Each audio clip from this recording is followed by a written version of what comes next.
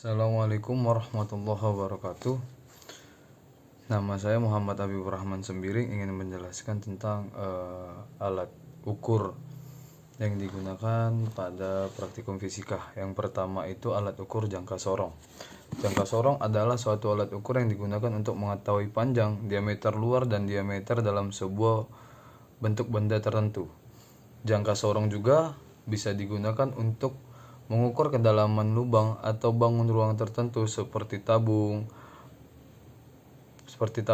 Perlu garis dibawahi bahwa meskipun bisa mengukur diameter bentuk benda, namun jangka sorong hanya diperuntukkan untuk mengukur benda-benda yang relatif kecil. Fungsi jangka sorong tersebut adalah untuk membantu manusia mengukur panjang sebuah bentuk benda. Alat ukur ini diciptakan untuk menjawab persoalan-persoalan yang belum terpecahkan, seperti mengukur benda selain permukaan datar. Layaknya alat ukur panjang menggunakan pegaris, karena pada faktanya kita juga membutuhkan alat ukur yang tepat dan akurat. Berikut ini fungsi manfaat jangka sorong. Berfungsi untuk mengukur suatu benda dari suatu sisi luar dengan cara diapit. Berfungsi mengukur sisi dalam bentuk benda yang biasanya berupa lubang seperti pada pipa dengan cara mengulurnya.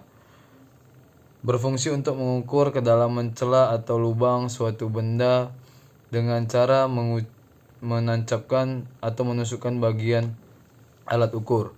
Berfungsi mengukur ketebalan suatu bentuk benda.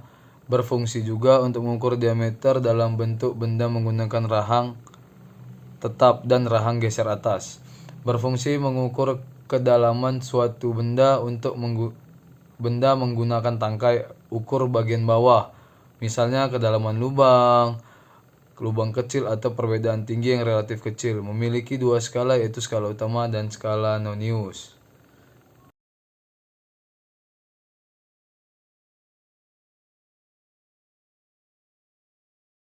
Adalah untuk mengukur diameter atau ketebalan sebuah benda. Alat ini punya tingkat presisi 10 kali lipat dari jangka sorong.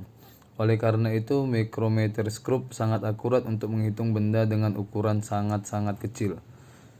Fungsi dari mikrometerskop itu yang pertama, mengukur ketebalan suatu benda yang sangat tipis seperti lempeng baja, aluminium, dan kertas. 2.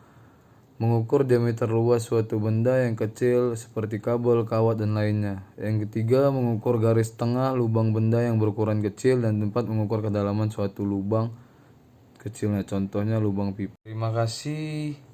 Itu yang bisa saya dapat sampaikan dan itu bisa yang saya jelaskan. Atas perhatiannya dan waktunya saya ucapkan terima kasih. Assalamualaikum warahmatullahi wabarakatuh.